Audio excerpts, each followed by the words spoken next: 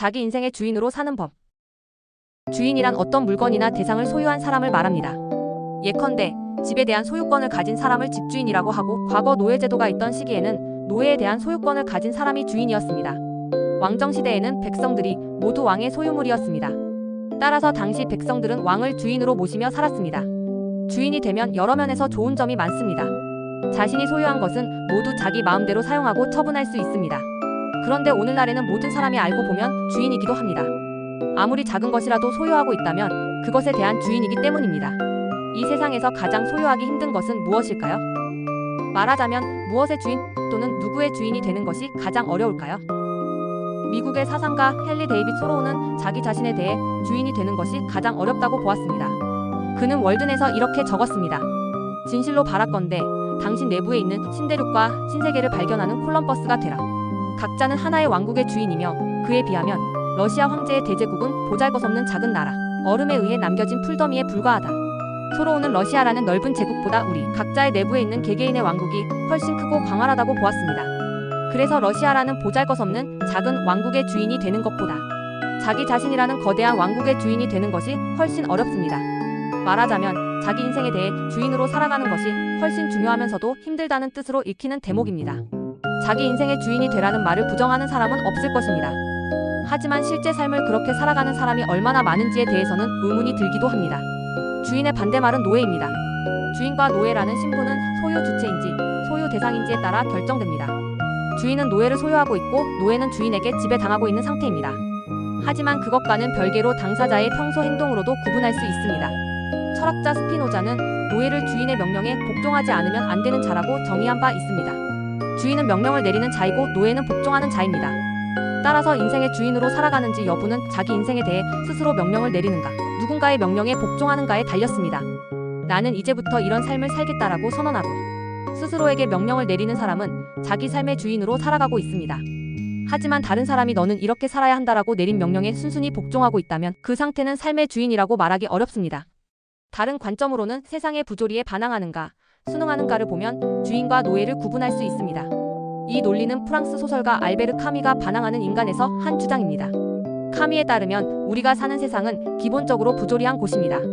여기서 부조리하다는 것은 자신이 바라는 것을 세계가 좌절시키는 상태를 말합니다. 대체로 노예가 사는 세상은 부조리로 가득합니다. 주인의 명령은 대개 주인을 위한 것일 뿐 노예를 위한 것은 아니거든요. 이처럼 부조리한 세계에서 살아가는 개인은 세상의 부조리에 순응할지 반항할지를 결정해야 합니다. 카미는 당연히 반항해야 한다는 입장인데 이에 대해 다음과 같이 적고 있습니다. 반항하는 인간이란 확 돌아서고 돌변하는 자이다. 그는 주인의 채찍질에 못 이겨 걸어가고 있었다. 그런데 그가 돌연 몸을 확 돌려 주인과 맞선 것이다. 카미가 말하는 반항하는 인간이란 부조리한 세계를 인식하고 그것에 맞서는 의식을 가진 사람을 뜻합니다. 반항하는 인간도 기본적으로는 노예 상태입니다. 노예는 부조리를 깨닫기 전까지는 현실에 순응하며 살았습니다.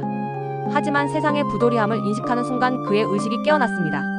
그는 이제 부조리에 반항함으로써 노예 상태에서 벗어나려 합니다. 물론 반항을 한다고 해서 갑자기 노예가 주인의 신분으로 바뀌는 것은 아닙니다. 하지만 최소한 자신이 노예 상태임을 자각하고 그곳에서 벗어나려는 마음은 먹은 상태입니다. 노예가 아닌 주인으로 살겠다는 최초의 각성인 셈입니다. 자본주의 관점에서 주인과 노예를 구분한 사람은 자본론의 저자인 마르크스입니다. 그는 자본가는 노동자를 지배하고 착취하여 이윤을 늘려간다고 보았습니다. 자본을 가진 자본가는 명령만 내리고도 큰 돈을 벌지만 명령을 따르는 노동자는 열심히 일해도 겨우 입에 풀칠할 정도로만 살아간다는 것입니다. 말하자면 마르크스는 자본가는 주인, 노동자는 노예라는 도식으로 자본주의를 바라본 셈입니다. 마르크스 이후 1972년에 철학자 들레조와 정신분석학자 가타리가 안티-오이디푸스라는 책을 발표합니다. 이 책은 마르크스의 자본론을 자기 시대에 맞게 새롭게 종합한 것인데, 책에서 저자들은 마르크스가 주장했던 자본가는 주인, 노동자는 노예라는 도식을 부정하면서 이렇게 말합니다. 더 이상 주인조차 없으며 지금은 다만 다른 노예들에게 명령하는 노예들만 있을 뿐이다. 들레조와 가타리가 보기에 오늘날 자본가는 더 이상 주인이 아닙니다. 현대의 자본가는 아무리 돈이 많아도 자본의 명령을 수행하는 노예에 불과합니다. 그 결과 자본가도 더 많은 자본을 축적하기 위해 노동자보다 더 열심히 일할 때도 많고 돈 때문에 더 골머리를 앓기도 합니다. 해서 오늘날에는 자본가도 노동자도 모두가 노예 신분에 불과하다는 것이 들레즈와 가타리의 주장입니다. 노예 상태에서 벗어나 주인으로 살아가기 위해서는 어떻게 해야 할까요? 철학자 니체는 이렇게 말했습니다. 너는 너의 주인이며 동시에 내 자신의 미덕의 주인이 되어야만 했다. 과거에는 미덕이 너의 주인이었다. 그러나 그 미덕은 다른 도구들과 마찬가지로 오로지 너의 도구여야 한다. 니체가 말하는 미덕이란 세상이 나에게 내린 명령을 뜻합니다. 과거에는 그 미덕이 나의 주인이었습니다. 나는 그 미덕을 충실히 따르며 노예처럼 살았습니다. 하지만 니체는 그 미덕을 자신의 미덕, 자신의 도구로 바꾸라고 조언합니다. 말하자면 과거에는 너는 이렇게 살아야 한다는 외부의 명령에 따랐다면 이제부터는 나는 이렇게 살겠다라는 자신의 명령으로 바꾸어 살라는 뜻입니다.